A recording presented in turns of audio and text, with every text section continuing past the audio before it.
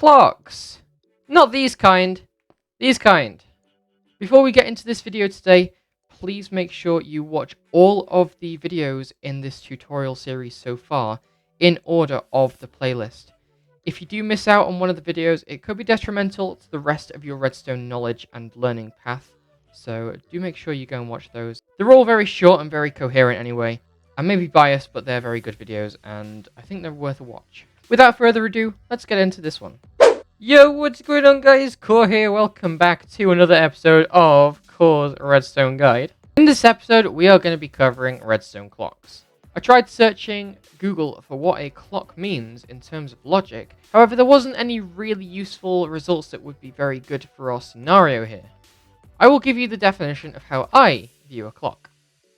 A clock is something that will output a signal every X amount of time, meaning that it will output a signal at a constant rate, and that rate is completely customizable by you. For instance, this sort of length of a clock would be a little slower to output, as you can see. And all this is, in this scenario, is a bunch of looping repeaters set to a very long delay, and that will just continuously go around and around until you leave the world, I guess. It's a very, very basic concept. However, that's not what we're going to be tackling today. In this episode, instead of teaching about the fundamentals of the clock, because it's so simple, I would rather give you some examples of clocks that you can build yourself.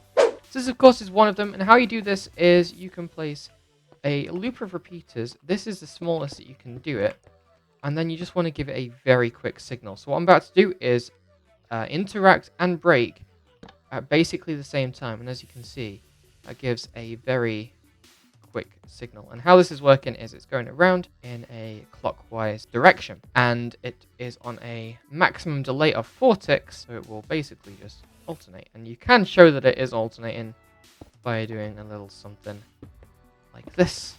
As you can see, it is alternating. You can get really ridiculous with the length of these clocks. If you're not so good at interacting and breaking a lever that quickly, you can just use an observer and place something in front of it, and that will give a nice little signal. And as you can see, this one is quite a fast clock despite how long it is. The reason why this is so fast is because these are all set to 1 tick. If we set all of these to 4 ticks delay, not only has the signal gotten slower, but it has actually got more sustained. Now this is why it's important when you are doing a clock to give a very brief signal, especially in this kind of clock. If you gave a very long signal, just like that, you can see it is infinitely powering itself.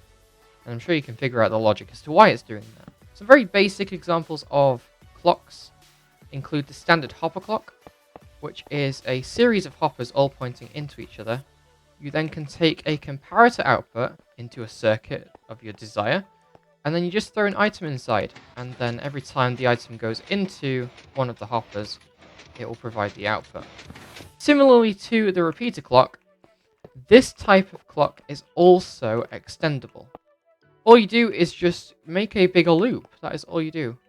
As long as all of the hoppers end up pointing into each other, it's not a problem. You can see this one is double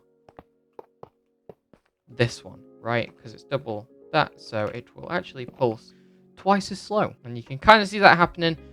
They're not properly synced up, but you get the point, right? They are hopper clocks for you, and they're pretty simple. So taking this sort of concept where you've got a loop and you've got items inside that will pass back and forth, we can feed it into a concept like this. This beautiful contraption that you see before your very eyes is known as an etho hopper clock. This thing was engineered a long time ago by the very well known and very respected Ethos Lab. If you want to try and figure out how it works, pause the video and try that. However, I'm going to tell you how this works right now. I've just broken the comparators because this thing was being very loud. However, how this works is there are 2 hoppers, as you can see, facing into each other, and there are a number of items inside. Note that this number does correspond to how long it is between pulses. Now what happens is, this redstone block here will lock a hopper, preventing items from flowing out. However, items can still flow in, which will mean that one of these hoppers will empty at a time. you can see if I put the 4 items in here, it will come over here.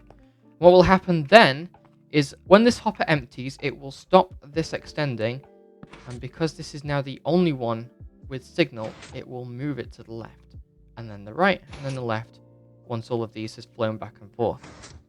I'm sorry if that doesn't make sense. That is my best job at an explanation. Have a mess around with them yourself, though. They are very cool. And I will let you pause it as I look at it, and you can try and build this for yourself. It's very simple. All these are sticky pistons on both sides, pushing 1 redstone block between 2 hoppers with comparators and redstone dust on top of blocks. As mentioned briefly there, the signal between pulses is entirely determined by the amount of items in the hoppers. As long as you don't put more than 5 stacks in the system, it should be fine.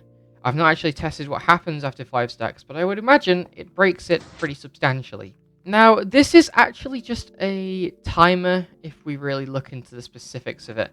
However, if you couple this thing with an observer or a monostable circuit, we will get to that in a future episode, then you can indeed create a clock. If I just put a note block here, then in a moment, very good timing, that thing will trigger. This should be a 32-second pulse, if I am thinking correctly. So in a second again, once all of the items flow into this hopper, this will move back and it will create another pulse. Amazing. Moving on then to the last little thing in today's video. This is a little contraption which I first saw used by the tinfoil chef. May he rest in peace. Now this thing is a genius contraption. This is exactly a 5-minute timer. Now how this works is you've got a dispenser here that will dispense a block onto this pressure plate once it disappears. So when this thing naturally despawns, it will turn on this torch and it will power this and restart the 5-minute timer. I can show you this thing despawning with this command right here, which will kill all entities where the type of the entity is an item. So if I execute this command, you can see that it does indeed do that. Probably didn't explain this very well earlier, but the despawn timer in the game is 5 minutes, which is why this whole thing works. Every 5 minutes, this block will disappear, and a new one will be dispensed. And as you just heard then, when this thing does despawn, it triggers the circuit. So I hope that now you understand the concept of different clocks that you can make. You will hop into a creative world and try out some of these for yourself. Also, you can try making some other cool clocks. Maybe something like this.